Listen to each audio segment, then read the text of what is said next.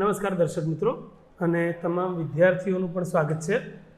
આજનો દિવસ એટલે કે લાભ પાંચમ વિક્રમ સંવત 2082ની શરૂઆત થઈ ગઈ છે અને લાભ પાંચમ એટલે આપણી ભારતીય જ્ઞાન પરંપરામાં અને આપણા સનાતન ધર્મમાં જ્ઞાન પંચમી સાથે પણ ઉજવાય છે. અને જ્યારે doctor Pathak academy of advance studies આ ચેનલો પાટણથી જ્યારે સંચાલિત થઈ રહી હોય ત્યારે પાટણ એટલે શ્રી અને સરસ્વતીનું એવું એક આ ધામ, જેમાં સરસ્વતીની વાત કરીએ એટલે જૈનિઝમ યાદ આવે અને જૈનિઝમના જૈન સાધુ આપણા હેમચંદ્રાચાર્યજી એની ચોક્કસ યાદ આવે. ત્યારે હેમચંદ્રાચાર્ય જ્ઞાન મંદિરમાં આજે આપણે બેઠા છીએ અને જ્ઞાન પાંચમની સુંદર એવી પૂજા અહીંયા થઈ છે. જ્ઞાન મંદિરમાં બેઠા છીએ એટલે આ એવું જ્ઞાન મંદિર છે કે જેની અંદર એવું લગભગ કહી શકાય કે ભારતની જે હસ્તપ્રતો છે એમાં 60થી 70% હસ્તપ્રતો પાટણના આ જૈન ભંડારમાં સુરક્ષિત રીતે સાચવવામાં આવી છે. જ્યારે સુરક્ષિત રીતે સાચવવામાં આવી છે એની વાત કરીએ ને હસ્તપ્રતોની વાત કરીએ એટલે દર્શકો, શ્રોતાઓ, વિદ્યાર્થીઓ આપ સમજી શકો છો કે આટલા વર્ષો જૂની હસ્તપ્રતો સાચવવી એ નાનો સૂનો ખેલ નથી. ત્યારે આ કાર્ય કેવી રીતે થઈ રહ્યું છે તો પાટણના જ જૈન શ્રેષ્ઠી અને જૈન અગ્રણી એવા યતીનભાઈ શાહ એ આપણી સાથે છે. આજે એમની જોડેથી આપણે જાણીશું કે જ્ઞાન પંચમીનું મહત્ત્વ, પાટણમાં જૈનિઝમનું મહત્ત્વ અને જૈનિઝમના ઉપક્રમે આ હસ્તપ્રતોની અને અહીંયા કયા કયા આ જ્ઞાનના પુસ્તકોની પૂજા થઈ રહી છે. એની સાથે સાથે આપણી સાથે છે ડૉક્ટર કુણાલ કપાસી, જેઓ પંડિત પણ છે એટલે કે વિદ્યા વાચસ્પતિ છે અને તેઓ પણ પ્રાકૃત સાહિત્ય, જૈન સાહિત્ય એનું સાચવણી, સંવર્ધન, સંરક્ષણ અને સંગોપન એના માટે ઉત્તર ગુજરાતના એક નાના એવા શહેર જેને બોર્ડરિંગ ડિસ્ટ્રિક્ટ ઓફ નોર્થ ગુજરાત કહી શકાય ત્યાં આ કામ થઈ રહ્યું છે. તો આવો યતીનભાઈ શાહ સાથે આપણે આ વાત કરીએ અને આના વિશે જાણીએ કે આજે આ જૈન જ્ઞાન મંદિરમાં યતીનભાઈ શું કાર્યક્રમ થયો. જૈન પરંપરામાં જ્ઞાન પંચમીનું વિશેષ મહત્ત્વ છે. આજે અહીંયા ભંડારમાં સંગ્રહિત ગ્રંથો અહીંયા પ્રદર્શનમાં મૂકવામાં આવે છે અને દર્શકો, શ્રાવકો એની જ્ઞાનની પૂજા કરે છે, વાસક્ષેપ પૂજા કરે છે. લગભગ કેટલા ગ્રંથો હશે? અહીંયા પાટણના ભંડારમાં અત્યારે લગભગ 24,000થી વધારે હસ્તપ્રતો સચવાયેલી છે. 24,000થી વધુ? એટલે આમ જોઈએ તો આ હસ્તપ્રતો કેટલા સમયથી અહીંયા છે? આ ભંડારની સ્થાપના 1939માં થઈ. અચ્છા. તત્કાલીન મુંબઈ રાજ્યના ગૃહમંત્રી અને વિદ્વાન ગુજરાતી સાહિત્યકાર કનૈયાલાલ મુનશીના હસ્તે આ ભંડારનું ઉદ્ઘાટન થયું. વાહ, શું વાત છે! પાટણની પ્રભુતા. હા, પાટણની પ્રભુતા, ગુજરાતનો નાથ. જી જી જી. સંવિધાન જે આપણું રચાયું એ સંવિધાન સભાના એક બહુ મહત્વના સભ્ય. જી જી, ચોક્કસ. તો 1939માં તો આની સ્થાપના થઈ, તો હસ્તપ્રતો તો એનાથી પણ લગભગ પુરાણી છે. કેટલી જૂની અને જૂનામાં જૂની કેટલી કઈ હસ્તપ્રત છે? એનો ઇતિહાસ એવો છે કે આ ભંડારની સ્થાપના પૂર્વે પાટણમાં અલગ અલગ 21 હસ્તપ્રત ભંડારો હતા. એમાંના કેટલાક વ્યક્તિગત માલિકીમાં હતા, કેટલાક સાધુ સમુદાયની માલિકીમાં હતા, કેટલીક સંસ્થાગત માલિકીમાં હતા. અચ્છા. આ 21 પૈકી 19 ગ્રંથ ભંડારોને એકત્રિત કરવાનો ભગીરથ કાર્ય મુનિપુણ્ય વિજયજીએ કર્યું. પાટણમાં સતત 21 ચતુર્માસ કર્યા અને એ દરમિયાન એમને અલગ અલગ તબક્કે આ ગ્રંથના જે વ્યવસ્થાપકો હતા એમને સમજાવટથી આ 19 ગ્રંથ ભંડારો પાટણના સંઘને સુપ્રત કરાવવામાં એ સફળ નીવડ્યા. અચ્છા, એટલે અલગ અલગ જગ્યાએ આ હસ્તપ્રતો હતી. હા. એને એમાંથી બહુ જ આ જે મુનિશ્રીનું આપણે નામ લીધું એમની સમજાવટથી બધા જ સંકલન થઈને એક જગ્યાએ એકઠા થયા. વાહ, બહુ સરસ. અચ્છા, અને આમાં જે આ હસ્તપ્રતો છે સમાજને કઈ રીતે ઉપયોગી છે? અહીંયા ભંડારમાં જે સંગ્રહિત ગ્રંથો છે એ વિવિધ વિષયો ઉપર છે. અચ્છા, એટલે માત્ર ધર્મ નથી. ના, એક સામાન્ય છાપ એવી હોય છે કે જૈન ભંડારોમાં માત્ર જૈન સાહિત્યના કે જૈન ધર્મના ગ્રંથો હોય, અચ્છા, પણ આ માન્યતા તદ્દન ભૂલ ભરેલી છે. બરાબર. વાસ્તવમાં આ ભંડારની જે કુલ ગ્રંથ સંખ્યા છે એમાં જૈન ધર્મ, જૈન ફિલોસોફી કે જૈન સાહિત્ય સાથે સંબંધ હોય એવી હસ્તપ્રતોની ટકાવારી કદાચ 22 થી 25% જ છે. ઓહો. બાકીનું બધું જ સાહિત્ય અજૈન સાહિત્ય છે. દાખલા તરીકે બૌદ્ધ ધર્મની લગભગ 2200 જેટલી હસ્તપ્રતો આ ભંડારમાં સંગ્રહાયેલી છે. અચ્છા. એ ઉપરાંત જે સમાજ કલ્યાણ માટે ખૂબ ઉપયોગી કહેવાય એવી 2500 જેટલી આયુર્વેદની હસ્તપ્રતો આ ભંડારમાં આયુર્વેદની સંગ્રહિત પણ છે. શું વાત છે? આ ગ્રંથોમાં જે જ્ઞાન સંગ્રહાયેલું છે એ વિદવદ ભોગ્ય છે. એને જો લોકભોગ્ય બનાવવામાં આવે તો સમાજના ખૂણે ખૂણે વસતા નાગરિકોને એનો લાભ મળી શકે.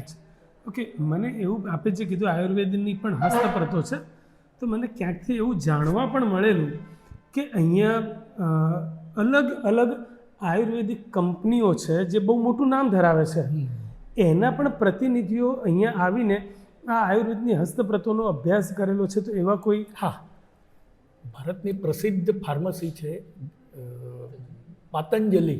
અચ્છા.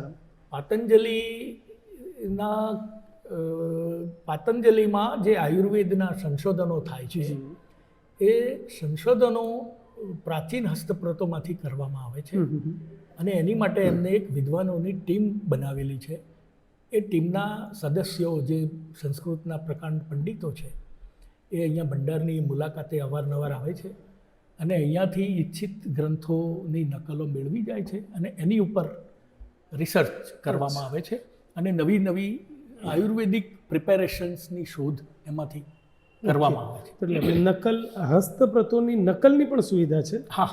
અચ્છા, તો અહીંયા કેવી રીતે? આપણા ત્યાં 2009 પહેલાં મૂળ ગ્રંથોની ઝેરોક્સ કોપીઓ અહીંયાથી પૂરી પાડવાની વ્યવસ્થા હતી. 2009માં આ ભંડારના તમામ ગ્રંથો ડિજિટલાઇઝ કરવામાં આવ્યા છે. બરાબર છે. અને હવે કોઈ પણ વિદ્વાનને, સંશોધકને કોઈ ગ્રંથની આવશ્યકતા હોય તો એ ડિજિટલ સ્વરૂપમાં સંસ્થાના નિયમોને આધીન રહી અને પૂરી પાડવામાં આવે છે. બરાબર. તો આ જે ઝેરોક્સ કરવામાં આવ્યું કે ડિજિટલાઇઝ કરવામાં આવ્યું, એટલે ક્યાંક શું આ હસ્તપ્રતોને કોઈ નુકસાન થવાની કોઈ સંભાવના હતી? નહીં. આમ જુઓ તો કાગળ ઉપર લખાયેલી હસ્તપ્રતોનું આયુષ્ય 500 થી 600 વર્ષ બરાબરનું માનવામાં આવે છે. હવે 600 વર્ષ પછી હવેનો સમય એવો છે કે એ હસ્તપ્રતોનું પુનર્લેખન લગભગ અશક્ય થઈ ગયું છે, જે પરંપરાગત અત્યાર સુધી ચાલ્યું આવતું હતું. બરાબર છે.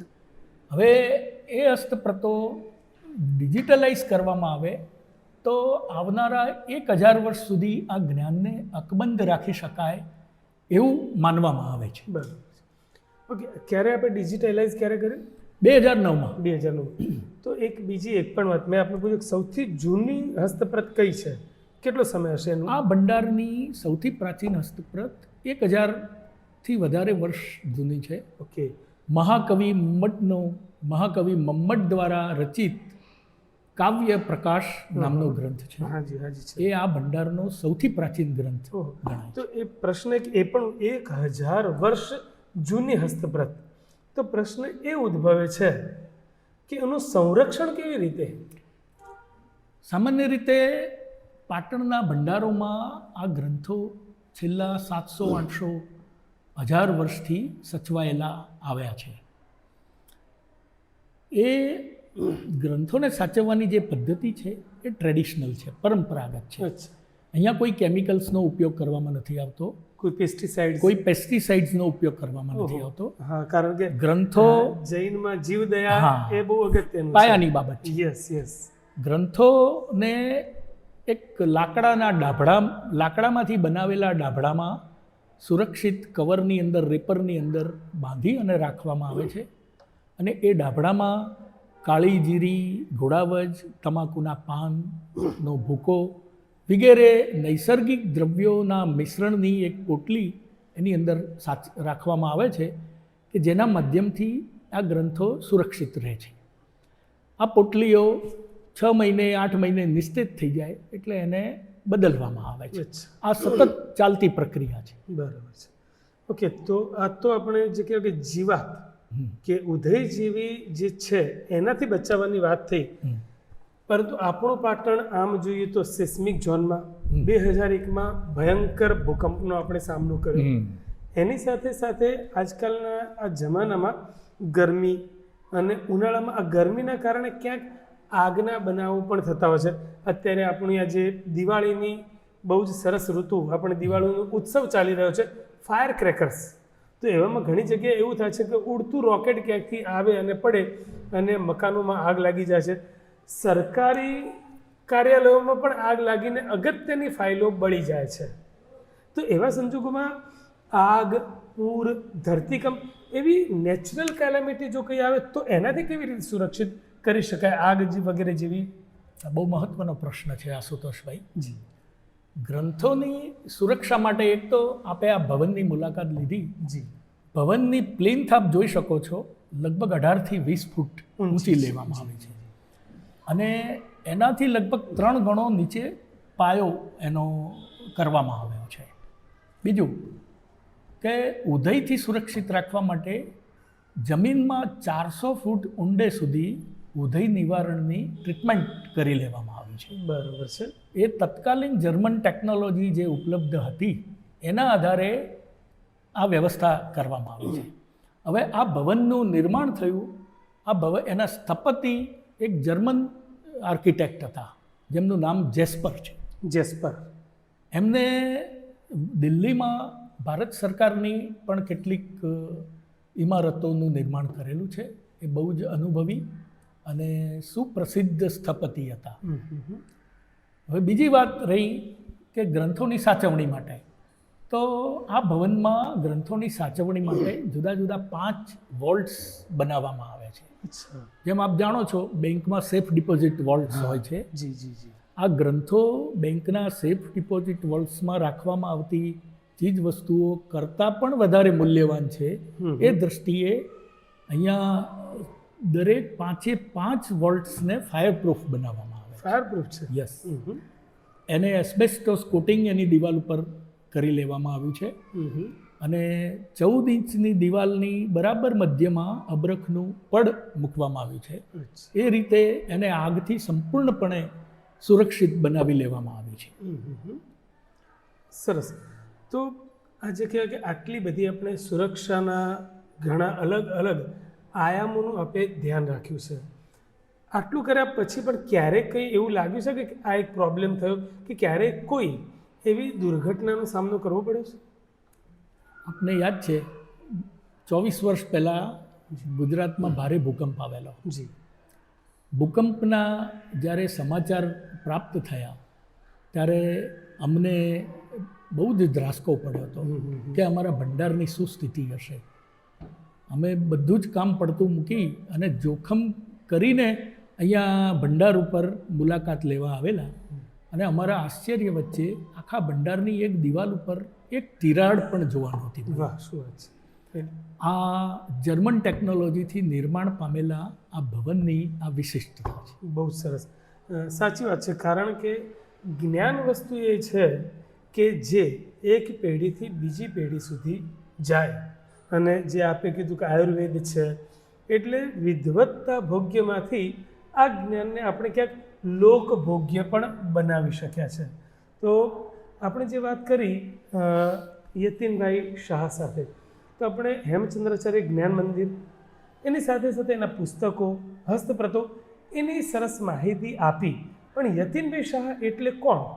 કારણ કે અહીંયા જોતાં આપણને એવું લાગે કે ક્યાંક હસ્તપ્રતના અભ્યાસો છે, નિષ્ણાત છે, એમાં ક્યાંક કોર્સ કર્યો છે, અથવા તો સાથે એવું પણ લાગે કે જે સ્થપતિ આર્કિટેક્ચરની વાત કરી એટલે વ્યવસાય ક્યાંક બિલ્ડર હશે, સાથે ધર્મનું પણ જ્ઞાન ધરાવતા હશે. તો યતીનભાઈ શાહ, આપ શું કરો છો? આમ નહીં, મૂળભૂત રીતે હું ઇન્કમ ટેક્સ કન્સલ્ટન્ટ છું, ટેક્સ વ્યવસાયી છું. અચ્છા, આંકડાની માયાજાળ સાથે હા. રમો છો. મારા પિતાશ્રી આ ભંડાર સાથે 30 વર્ષ સુધી સંકળાયેલા હતા અને મુનિ પુણ્ય વિજયજીની સાથે પણ એમને કામ કરેલું, મુનિ જંબુ વિજયજીની સાથે એમને ઘણા વર્ષો કામ કરેલું અને હું એ પરંપરાના પરિવારમાંથી આવું છું અને હું લગભગ છેલ્લા 33 વર્ષથી આ જવાબદારી માનદ ધોરણે સંભાળું છું. ઓકે, તો આનું હવે ભવિષ્ય કેવું લાગે છે? જે આપે સંભાળ્યું આટલા વર્ષોથી હસ્તપ્રતોની જાળવણી અને સાચવણી, એનું સંચાલન એ એક વિશિષ્ટ કુનેહ અને વિશિષ્ટ સ્કિલ માંગી લેતો વિષય છે. જી. એની પાછળ ખૂબ સમય ફાળવવો પડે છે અને વર્તમાન સમયમાં આટલો સમયનું યોગદાન આપે એવા કોઈ કુશળ વ્યક્તિઓ સમાજમાં મળવા બહુ જ અઘરા છે. અચ્છા. અમે એ માટે પ્રયત્નશીલ છીએ કે આવનારા પણ 50-100 વર્ષો દરમિયાન આ ભંડારો જે રીતે અત્યારે સચવાઈ રહ્યા છે એ પરંપરા ચાલુ રહે એની માટે અમારા પ્રયાસો ચાલુ છે. બરાબર. અચ્છા, તો આપની સાથે કોઈ ટીમ, કોઈ સહકારમાં કે ટેકામાં રહેનારા કોઈ આવા વિદ્વત્તાસભર વ્યક્તિત્વ પાટણથી ખરા? હા, અમારી જે ટીમ છે, અમારા કુણાલભાઈ પંડિત છે, અમારા વિજયભાઈ પંડિત છે, અરુણભાઈ છે, ગુરુદત્તભાઈ છે, એ છેલ્લા લગભગ 20-25 વર્ષથી આ ભંડાર સાથે સંકળાયેલા છે. ભંડારના સંચાલન વહીવટની આંટીઘૂંટીઓથી બહુ જ સારી રીતે વાકેફ છે અને એ બધાના સહયોગથી અમારું જે ટીમ વર્ક બન્યું છે એના કારણે આ ભંડારની સાચવણીનું કામ અમારી માટે બહુ સરળ થઈ છે. કુણાલભાઈ પંડિત પણ આપણી સાથે છે. આમ કુણાલ કપાસી વ્યવસાય મારા સાથે મારા કલીગ છે. શ્રી અને Shrimati PK Kotawala arts college પાટણમાં પ્રાકૃત વિષયના પ્રાધ્યાપક છે. પ્રાકૃત સાહિત્ય એટલે બહુ જૂનું સંસ્કૃત સાહિત્યની સાથે રહેનારું એક સાહિત્ય એ પ્રાકૃત સાહિત્ય. આપણે કુણાલભાઈને પણ પૂછીએ કે અહીંયા આ જ્ઞાન ભંડારમાં તેઓ શું વિશિષ્ટ સેવા આપે છે. કુણાલભાઈ, આપની શું સેવા છે? પાટણ ખાતે જે હેમચંદ્રાચાર્ય જ્ઞાન મંદિર છે અને એમાં સંસ્કૃત, પ્રાકૃત, પ્રાચીન, ગુજરાતી, મધ્યકાલીન, રાજસ્થાની આ બધા ભાષામાં રચાયેલા ગ્રંથો સૂચવેલા છે અને જૈન મુનિઓ પ્રાચીન સમયથી માત્ર જૈન ધર્મનો જ નહીં પણ ઇતર ધર્મનો પણ દરેક ધર્મનો અભ્યાસ કરતા આવ્યા છે અને એનો પુરાવો જ તમને આ જ્ઞાન ભંડારના લિસ્ટમાંથી જોવા મળે. આપણા આ જ્ઞાન ભંડારમાં તમને શંકરાચાર્યના ગ્રંથો પણ મળે, બૌદ્ધ ગ્રંથો પણ મળે, ઋગ્વેદ, અથર્વવેદ, અર્થશાસ્ત્ર, સંગીત, ભરત મુનિનું નાટ્યશાસ્ત્ર, અમરકોશ આ બધા જ ગ્રંથો અહીંયા સચવાયેલા છે. અચ્છા. અને અહીંયા પારંપરિક જે પદ્ધતિ જે ભારતની કહેવાય છે એ પદ્ધતિથી અભ્યાસ કરવામાં આવે છે. હું અને મારી સાથે બીજા વિજયભાઈ શાહ છે, અમે બંને જણ અહીંયા પારંપરિક પદ્ધતિથી અભ્યાસ કરાવીએ છીએ. અહીંયા જૈન સાધુ સાધ્વીઓ આવે છે અને તેઓ સંસ્કૃત, પ્રાકૃત, જૈન ધર્મના ગ્રંથો, પ્રાચીન હસ્તપ્રતો આ બધાનો અભ્યાસ કરવા માટે ખાસ પાટણમાં આવે છે અને પાટણમાં લોકો લગભગ વર્ષ 2 વર્ષ એમની અનુકૂળતા હોય ત્યાં સુધી લોકો રોકાય છે. અહીંની પાઠશાળામાં અભ્યાસ કરવા માટે આવે છે અને દરેક ગ્રંથનો તેઓ અભ્યાસ કરી નહીં તો સિદ્ધાયન શબ્દાનું શાસન એનો અભ્યાસ અહીંયા આગળ થાય છે. જી. સિદ્ધાયન શબ્દાનું શાસનની જે કુણાલભાઈએ વાત કરી, વ્યાકરણનો એક અમૂલ્ય ગ્રંથ, એટલો અમૂલ્ય ગ્રંથ કે જેની મહત્વતા, જેની ઉપયોગિતાને ધ્યાનમાં લઈને અને એની જે મૂલ્ય એ અમૂલ્ય છે અને એને જોઈને સિદ્ધરાજ જયસિંહે હાથીની અંબાડી ઉપર આ ગ્રંથની યાત્રા કાઢી હતી. યાની કે ગ્રંથ હાથી ઉપર અને સિદ્ધરાજ જયસિંહ અને હેમચંદ્રાચાર્યજી પગપાળા આ ગ્રંથની યાત્રામાં જોડાયેલા. ચોક્કસ. તો આટલું સરસ જ્ઞાન મંદિર પાટણમાં અસ્તિત્વ ધરાવે છે. એની સાથે સાથે હેમચંદ્રાચાર્ય ઉત્તર ગુજરાત યુનિવર્સિટી પાટણનું આ વડું મથક, એની સાથે સાથે north Gujarat education society Mumbai સંચાલિત શિક્ષા સંકુલ, જે 70 વર્ષથી પણ જૂનું શિક્ષા સંકુલ છે. આવા શિક્ષણ અને જ્ઞાન પરંપરા ધરાવતું એવું આ શહેર, ત્યાં આજે આપણે જ્ઞાન પંચમીના દિવસે હેમચંદ્રાચાર્ય જ્ઞાન મંદિરમાં આવ્યા છીએ. અને અંતે આપણે જી વર્તમાન સમયમાં સરકારે જે NEP 2020નું જે છે નિર્માણ કરેલું છે, તો અને એમાં પણ પ્રાચીન જે વારસો છે એનું સંશોધન સંપાદન માટે પણ સરકારે અલગ ઘણા બધા પ્રાવધાનો કરેલા છે. જી. અને એના માટે અહીં અલગ વિદ્વાનો પણ અહીંયા આવે જ છે, અને ખાસ એ લોકો માટે પણ ઉપયોગી ઘણી સાધન સામગ્રી અહીંયા આગળ આપણને મળી શકે એમ છે. અને યતીનભાઈના પ્રયત્નોથી આ વારસો સચવાયો છે. જી. અને તેઓ હર હંમેશા દરેક વિદ્વાનોને પ્રેરણા કરે છે કે કોઈ પણ પ્રકારના પુસ્તકો જે કે હસ્તપ્રતો જી. પ્રાચીન જોઈતી હોય તો તેઓ પૂરી પાડે જ છે. વેરી તો ગુડ. અહીંયા આગળથી આ સંઘ ભંડાર વાહ. પાટણનો, જે મૂળ પાટણનો મૂળ જે પાટણ, હા. અને આ સંઘવીપાડા ભંડાર, ઓકે. જે મેં આપને કહ્યું પાછળ. જંબુ વિજયજીની પ્રેરણાથી આ ભંડારને પ્રાપ્ત થયો. બરાબર છે.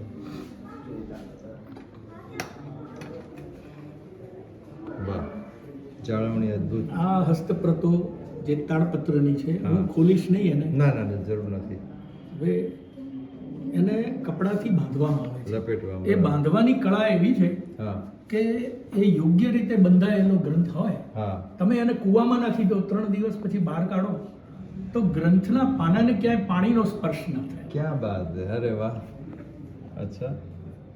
અંતે યસ, દર્શકોને ખાસ સંદેશ, અને હું એવી આશા રાખીશ કે શિક્ષાવિદોને ખાસ કોઈ આપના તરફથી સૂચન હોય, ક્યાં તો ક્યાંક કોઈક આવકાર હોય કે પધારો આ જ્ઞાન ભંડારમાં, અને શું કરી શકે, તો દર્શકો પ્રત્યે સંદેશ. આ ગ્રંથ ભંડારમાં પાછલા 10 સૈકાનો સાહિત્ય વારસો સંગ્રહાયેલો પડ્યો છે. હાલ સુધીમાં જોઈએ તો કદાચ 5% કે 60% પ્રાઇસ સાહિત્ય પ્રસિદ્ધ થયેલું છે. બાકીનું 92-95% સાહિત્ય અપ્રગટ છે. એ સાહિત્ય વિદવદ ભોગ્ય છે. પ્રાચીન લિપિના જાણકાર વિદ્વાનો જ એનો અભ્યાસ કરી શકે એ પ્રકારનું સાહિત્ય છે. અને એ સાહિત્ય વિદવદ ભોગ્ય સાહિત્ય લોકભોગ્ય બનાવવું બહુ જરૂરી છે. એની માટે સંસ્કૃત ભાષા અને લિપિનો અભ્યાસ અત્યંત આવશ્યક છે. અને એના ભાગરૂપે આ ગ્રંથ ભંડાર દ્વારા 1994માં મુનિ જંબુ વિજયજી દ્વારા સંપાદિત સિદ્ધહેમ શબ્દાનુશાસન વ્યાકરણ ગ્રંથનું પ્રકાશન કરવામાં આવ્યું છે, કે જેના દ્વારા સંસ્કૃતનો અને પ્રાકૃતનો અભ્યાસ એકદમ સરળ બની રહ્યો છે. વિદ્વત જગતને, ખાસ કરીને સંસ્કૃતના વિદ્યાર્થીઓ અને સંસ્કૃતના વિદ્વાનો, પ્રોફેસરો, સંશોધકોને મારું આહ્વાન છે કે આ ભંડારમાં પધારો, તમારી પસંદગી, તમારી અનુકૂળતા મુજબના ગ્રંથોનું ચયન કરો અને એનું સંપાદન અને પ્રકાશન કરો. એ માટે આ સંસ્થા તરફથી તમામ સહયોગ પૂરો પાડવાની હું ખાતરી આપું છું. Thank you very much. તો એ નોટ અને એ સંદેશ સાથે કે ન ચોરહાર્યમ ન ભાતૃભાજ્યમ ન ચ ભારકાણી વ્યય કૃતે વર્ધત એવ નિત્યમ વિદ્યાધન સર્વધન પ્રધાન. તો આ એક સુંદર સંદેશ સાથે દર્શક મિત્રો પાસેથી આપણે આજના આ એપિસોડ માટે વિરામ લઈએ છીએ. ફરીથી આવા જ વિદ્વત્તાસભર જ્ઞાન, ધર્મ, ઇતિહાસ, આધ્યાત્મ, વાણિજ્ય વગેરે વિષયોને લઈને આ ચેનલ ઉપર આપણે ફરીથી મળીશું. ત્યાં સુધી અમને અનુમતિ આપશો. સૌ સુખી રહો, તંદુરસ્ત રહો. શુભેચ્છાઓ. Thank you. નમસ્કાર.